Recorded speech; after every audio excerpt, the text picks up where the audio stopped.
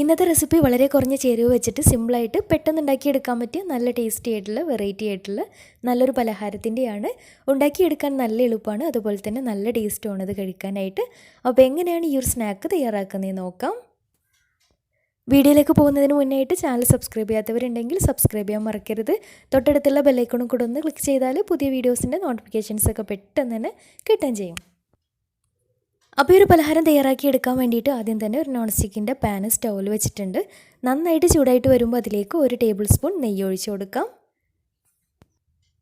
നെയ്യ് നന്നായിട്ട് മെൽറ്റായിട്ട് വന്നാൽ ഇനി ഇതിലേക്ക് കുറച്ച് അണ്ടിപ്പരിപ്പ് ചെറുതായിട്ട് ക്രഷ് ചെയ്തിട്ട് ഇതിലേക്ക് ചേർത്ത് കൊടുക്കുന്നുണ്ട്. നിർബന്ധമൊന്നുമില്ല, ഇടയ്ക്ക് കടിക്കുമ്പോൾ നല്ലൊരു ടേസ്റ്റാണ്.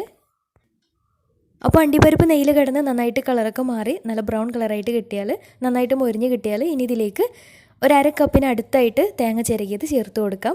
അപ്പോൾ തേങ്ങ കൂടി ചേർത്തിട്ട് നന്നായിട്ടൊന്ന് വഴറ്റിയെടുക്കാം. കൂടെ തന്നെ മധുരത്തിന് ആവശ്യമായിട്ടുള്ള 2 ടേബിൾ സ്പൂൺ പഞ്ചസാര കൂടെ ചേർത്തിട്ടാണ് വഴറ്റിയെടുക്കുന്നത്. അപ്പോൾ എല്ലാം കൂടെ തേങ്ങയുടെ കളറ് ചെറുതായിട്ടൊന്ന് കളറ് മാറി വരുന്നവരെ ഒരു മീഡിയം ഫ്ലെയിമിലിട്ടിട്ട് നന്നായിട്ടൊന്ന് വഴറ്റിയെടുക്കാം.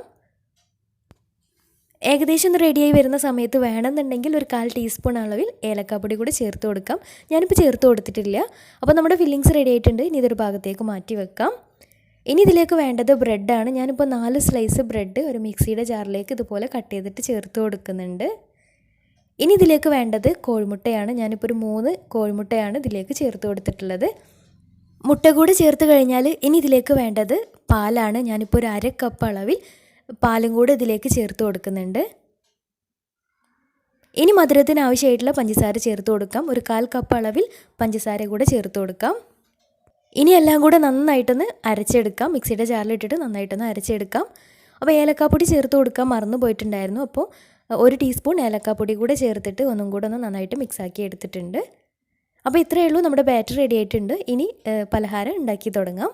അപ്പോൾ അതിന് വേണ്ടിയിട്ട് ഒരു നോൺ സ്റ്റിക്കിൻ്റെ കടായി സ്റ്റൗവിൽ വെച്ചിട്ടുണ്ട്. നന്നായിട്ട് ചൂടായിട്ട് വരുമ്പോൾ അതിലേക്ക് 1/2 ടേബിൾ സ്പൂൺ നെയ്യ് ഒഴിച്ച് കൊടുക്കാം.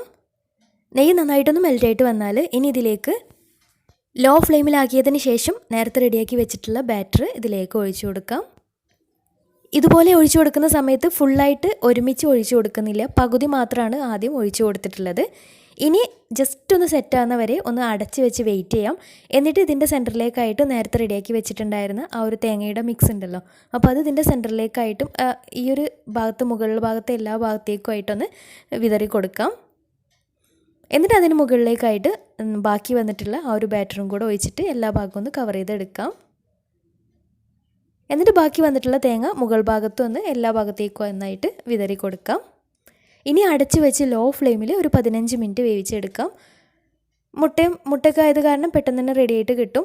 ഒരുപാട് കട്ടിക്കൊക്കെ വേണമെന്നുണ്ടെങ്കിൽ മുട്ടയുടെ അളവും പാലിൻ്റെ അളവും ഒന്ന് കൂട്ടിയെടുത്താൽ മതിയാവും.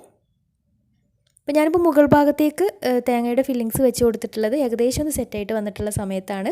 അപ്പോൾ മുകൾ ഭാഗത്ത് അങ്ങനെ നിൽക്കുമ്പോൾ കാണാനൊരു പ്രത്യേക ഭംഗി ഉണ്ടാവുകയും ചെയ്യും. ഇനി അടച്ച് വെച്ച് ഒരു 15 മിനിറ്റ് വേവിച്ചെടുക്കാം.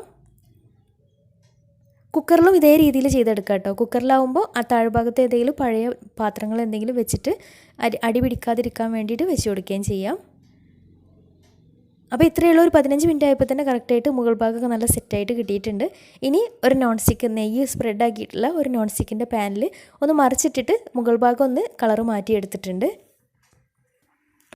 ചെറുതായിട്ടൊന്ന് ചൂടാറിയതിന് ശേഷം ഇഷ്ടമുള്ള ഷേപ്പിൽ കട്ട് ചെയ്തിട്ട് സെർവ് ചെയ്യാം. നല്ല ടേസ്റ്റി ആയിട്ടുള്ള വെറൈറ്റി ആയിട്ടുള്ള സിമ്പിളായിട്ടുള്ള നല്ലൊരു പലഹാരമാണ്. തീർച്ചയായിട്ടും ട്രൈ ചെയ്ത് നോക്കണം. അപ്പോൾ ബ്രെഡും മുട്ടയൊക്കെ വീട്ടിലുണ്ടെങ്കിൽ ഇതേ രീതിയിലൊന്ന് ഉണ്ടാക്കിയിട്ട് ട്രൈ ചെയ്ത് നോക്കാം. എന്നിട്ട് നിങ്ങളുടെ ഫീഡ്ബാക്ക്സ് താഴെ കമൻറ്റ് ബോക്സിൽ അറിയിക്കാൻ മറക്കരുത്. അപ്പോൾ ഇന്നത്തെ വീഡിയോ ഇഷ്ടമായെന്ന് വിചാരിക്കുന്നു. ഇഷ്ടമെങ്കിൽ ലൈക്ക് ചെയ്യുക, ഫ്രണ്ട്സ് റിലേറ്റീവ്സിനൊക്കെ ഒന്ന് ഷെയർ ചെയ്ത് കൊടുക്കാനും മറക്കരുത്. അപ്പോൾ നല്ല അടിപൊളി വീഡിയോയുമായി വീണ്ടും വരാം. അതുവരെ take care, bye, thank U.